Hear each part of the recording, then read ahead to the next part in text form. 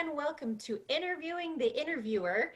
This is Moni Barrette from Creators Assemble, and with me today we have Barbra Dillon, Editor-in-Chief for Fanbase Press. How are you doing? I'm good, Moni. How are you doing?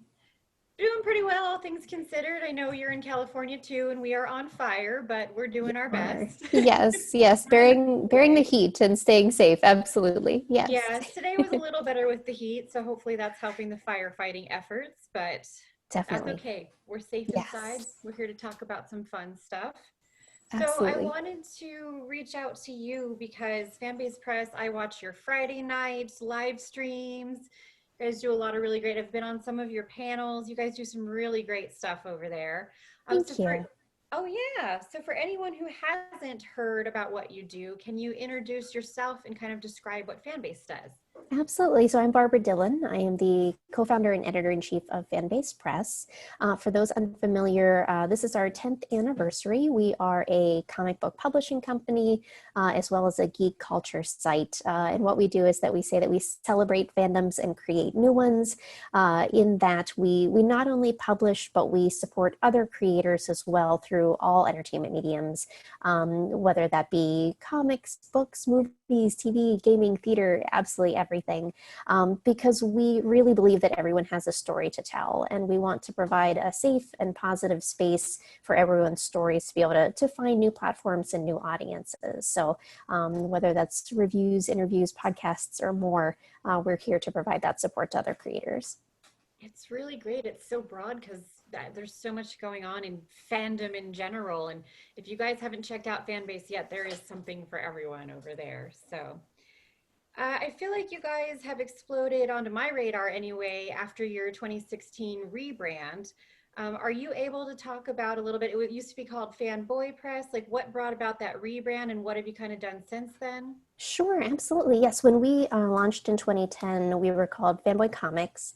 At the time, fanboy was very much a catch-all term to defer to geekiness of some kind or nerdiness. And at the time, we were only publishing comics. But over time, as our staff grew, not only in terms of gender diversity, but also sexual identity, gender identity, physical abilities, we really wanted to make sure that not only our staff, but our readers and viewers as well knew from the get-go what we stood for, what our mission was, and what our ideals were. So for us, it was kind of twofold in that first and foremost, we wanted that our morals and our mission to be apparent from our name, but also in expanding, we wanted to denote that we were doing more than comics, because by the time 2015, when we started preparing this, we had put out a horror poetry collection. We were in the works on a geeky crafting guide as well. So we really wanted to expand upon what it was that we were generating in terms of content. That's really neat. I know when I kind of looked into it and I saw that it used to be called that, I'm like, I'm so much more comfortable myself as a woman in this space with what it is now. So kudos to you guys for being responsive to and kind of seeing where things were going. That's really great. Thank you. Yeah, absolutely. So as you were mentioning, you do a lot to promote diversity and work with educators and libraries. I'd love to know with that section of things, what brought you to realize the value and sort of the trends towards education in libraries? Absolutely. So when we started, our content in terms of publishing skewed a bit older. And we did a lot of horror, we did a lot of fantasy, and then I believe it was in 2015, 2016 when we started working towards all ages and young adult content. And we, in both receiving feedback from our readers and then just in doing our due diligence in terms of publicity and getting the word out, we're learning about how vital graphic novels and comics were becoming in the classroom in terms of helping students with reading comprehension, and just providing them with content that they could identify with and really sink their teeth into. And so I think it was with our comic book series Kinsei that we really became aware of how influential and how necessary as audiences, libraries, and classrooms were as well. So we started making inroads with the American Library Association, with educators all across the world, through Comixology, and now through Hoopla as well. is so cool. That's definitely that's where we met, basically, is by Yes. email.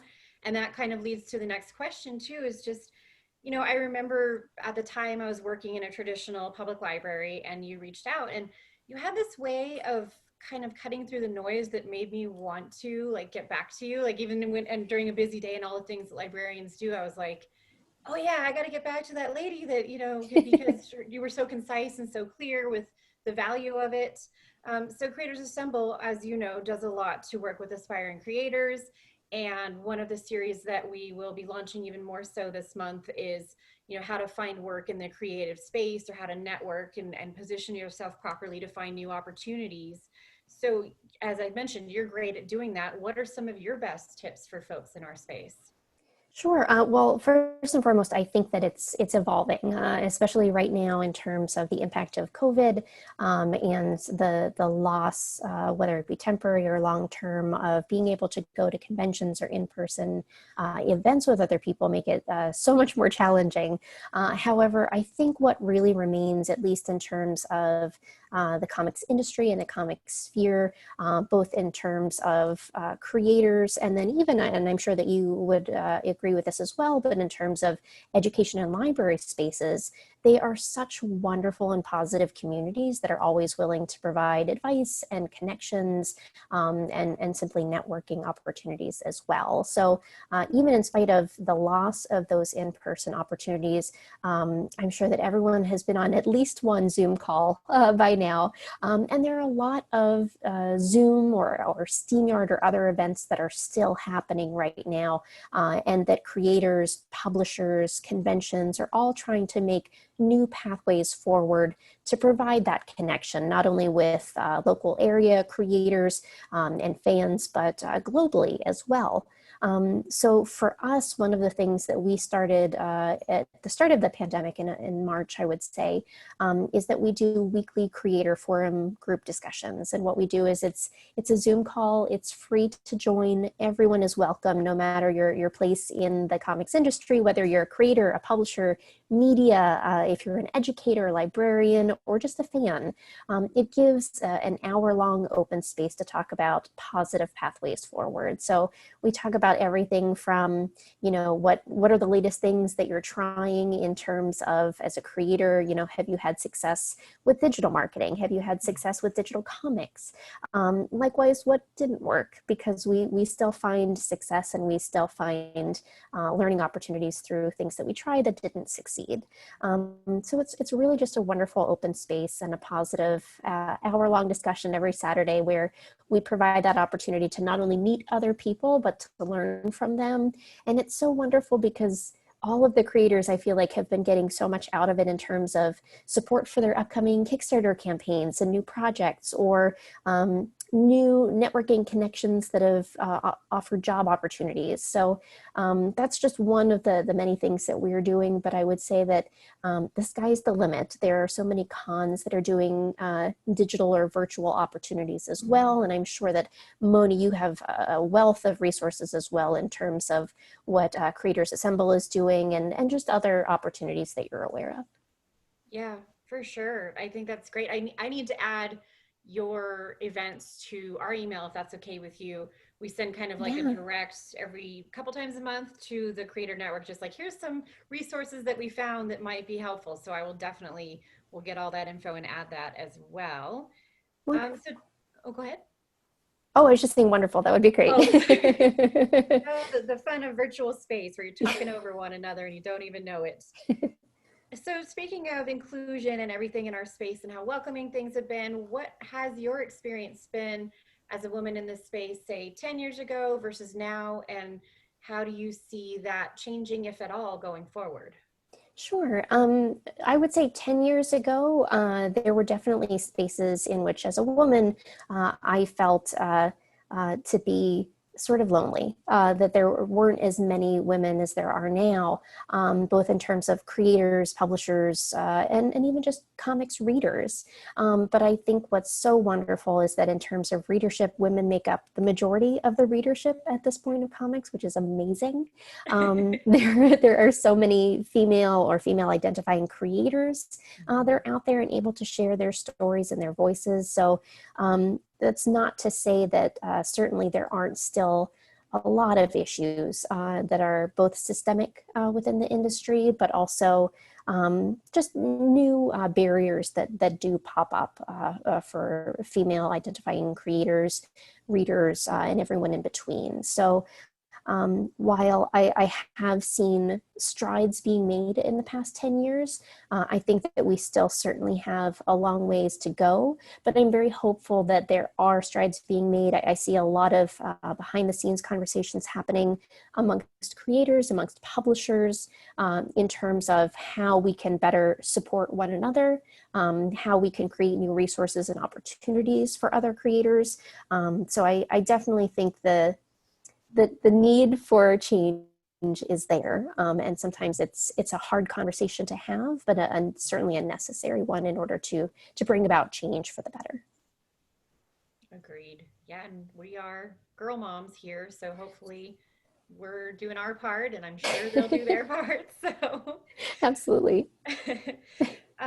so you had kind of touched upon it earlier, but how has Fanbase Press been impacted by these challenging times?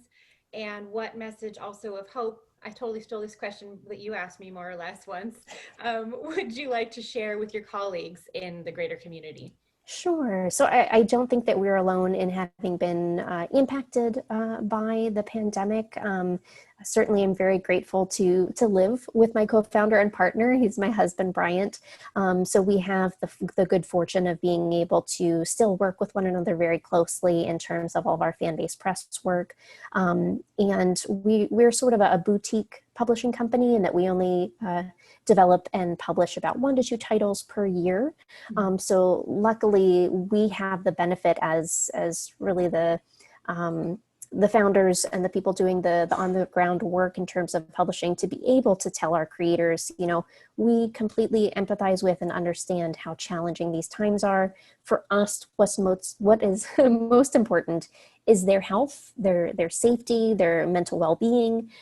So in terms of that, we have been 100% open to pushing deadlines, pushing release dates if absolutely necessary, because the last thing that we want is, a deadline to really impact their well-being. So for us, we are happy to work with our staff, our creators, and even just our, those that we're working with in terms of creators submitting for reviews, that we get that these are challenging times. We are open and flexible as much as we can be, because health comes first, but family comes first. So that's really important for us.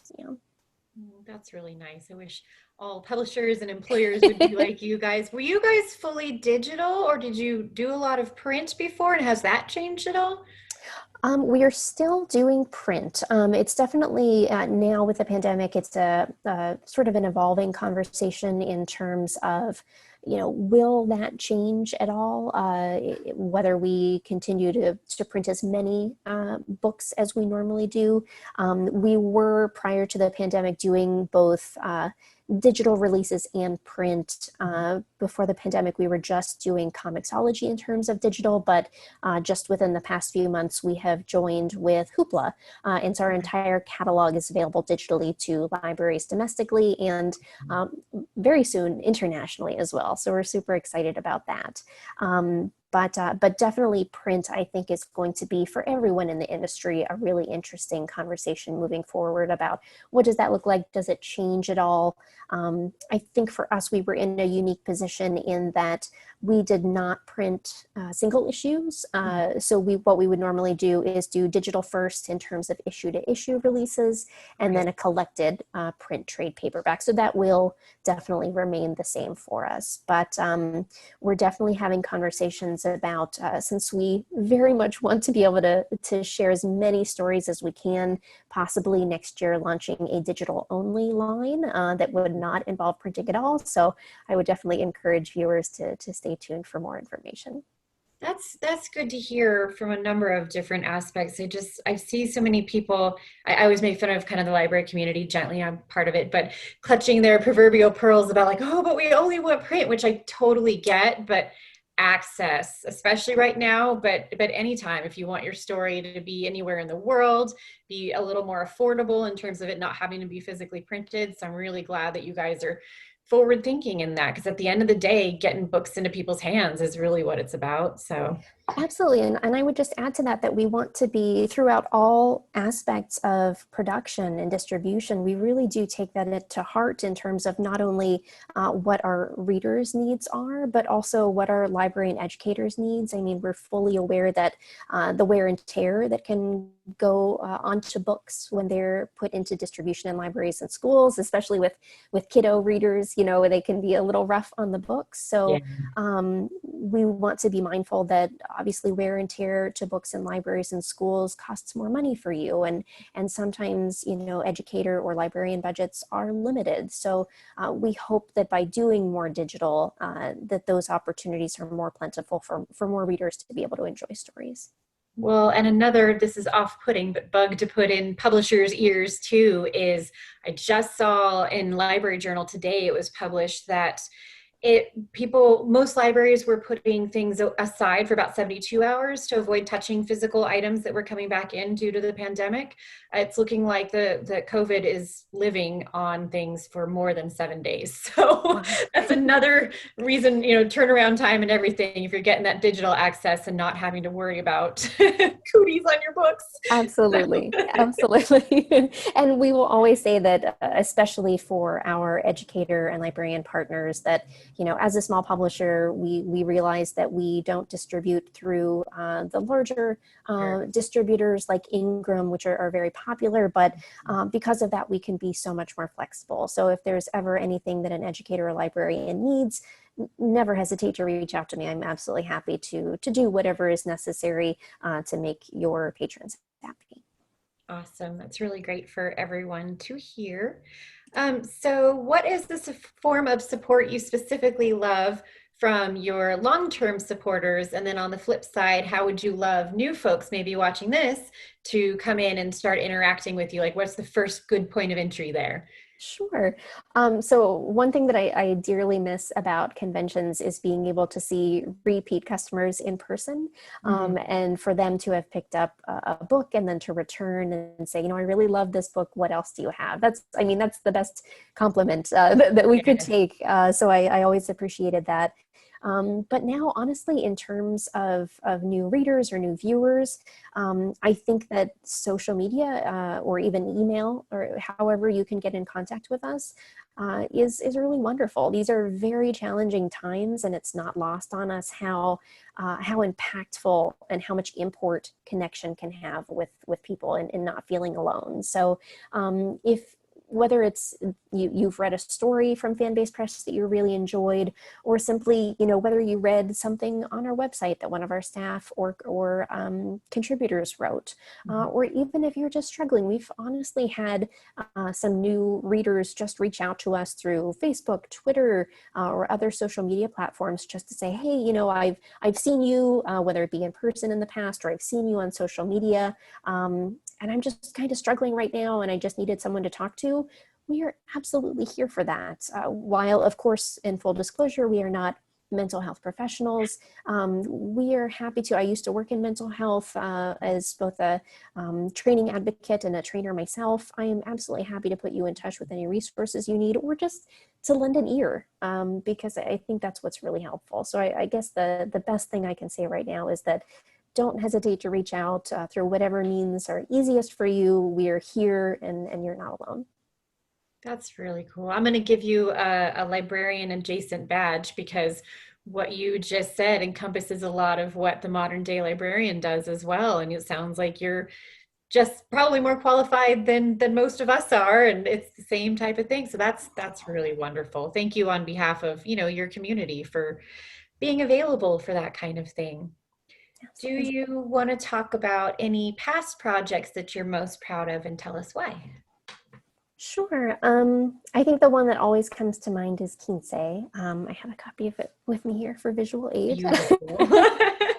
So Kinsei is a 15-issue series about a young woman who garners superpowers at her quinceañera, but only for the year that she is 15. And it's a really fantastic story that when we initially launched it, we did it digital first. We put it out in both English and Spanish concurrently. And we have the printed trade paperback available in English. We were very fortunate to be nominated for an Eisner Award as well as other awards for the series, so we're super appreciative of that. But because of reader response in wanting a physical copy of the Spanish version as well, we actually put out at the start of this year the definitive bilingual edition, which is really fun because it's got loads of bonus material. We've got forewords by Gloria Calderon Kellett, who's the executive producer of One Day at a Time, Peter Marietta from Mr. Iglesias. It's got a gallery, it's got a study guide for educators. But what's really wonderful is that while it has the English version and all of those bonus features, if you flip it over, you get the entire thing in Spanish as well. So it's gorgeous. Just, yeah, thank you. And it's been honestly just so wonderful connecting with so many audiences in both English and Spanish. And so rewarding because of that readers can share it with their family, they can share it with friends in both languages, and have so many themes in the series that are very positive in terms of female empowerment, body positivity, destigmatizing mental health. So it's been very near and dear to us. That's fantastic. What age? So she's 15 in the book. So is that about the reader level as well, would you say? Or honestly, I would say actually 10 and up should be appropriate. Which is great, yeah. There's no strong language or anything like that. So yeah, I would say it's definitely appropriate for 10 and up. Yeah. Okay, that's good to know. I know everybody wants to know reading levels and all that sort of stuff. So can you share a little bit about what's coming next for Fanbase Press?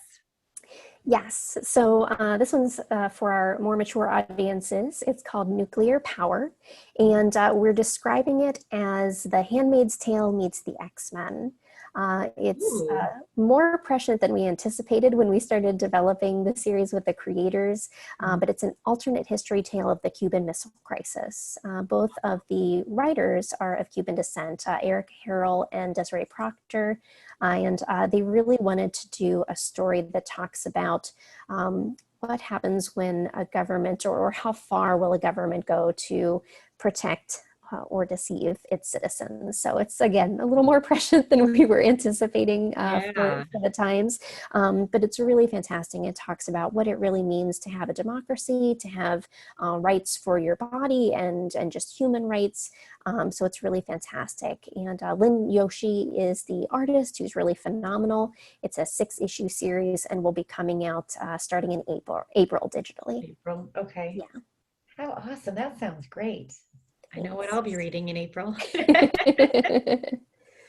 So just as a side note, is there anything that you're watching, reading, listening to, basically experiencing? I can't imagine anything outside of the realm of Fanbase Press, since it covers so much, maybe outside of Geekville, that might surprise people. I guess for those that aren't aware, I'm reading What to Expect When You're Expecting. So I have twin girls on the way in December. Yeah, I think for me, I tend to read a lot of indie work that's submitted to us. It's, as many creators out there will know, it's sometimes hard to consume new media when you're often creating it, but we definitely want to take in new media as much as we can. Yeah. That is then a good question, and I didn't have it on here, but do you guys accept pitches from people, or how does that process work, if so? Sure. During normal times, we do. And our policy is that anyone is welcome to submit content to us, no matter its stage in development. We've had stories that we've accepted from the kernel of an idea to a written script, to a graphic novel that's nearly at completion. So for us, there is no barrier in terms of what is acceptable. However, right now, unfortunately, we did have to make the tough decision to input a policy that for the time being, just in being mindful of our current projects and those new projects, we are halting submissions for the time being. Okay. But that being said, we are always happy to answer questions for creators, especially those that might be considering the self-publishing process. We are always happy to field questions about what that looks like, what that means, provide resources. So I would say, if you're a creator, you have an idea, while we may not be able to accept it for publishing consideration, don't hesitate to reach out if you have any questions. That's fantastic. That's another point of intersect that I'll make sure that our group is aware of as well. And then with that being said, we're going to put it on the video as well, but do you want to talk about where people can find you? Website, social media, all those good things. Absolutely. So everyone can find us at fanbasepress.com. We're on all of the social medias, Facebook, Twitter, Instagram, YouTube, Apple Podcasts, everything I think except MySpace. And for those that may be interested, or I know, poor Tom, he's so lonely. For those interested in Kinsei, it is also available at fanbasepress.com, or you can go directly to kinseicomic.com, and both the trade and the hardcover are available there as well. Okay, well, this has been awesome. Is there anything else you wanted to add, or are you pretty good on everything?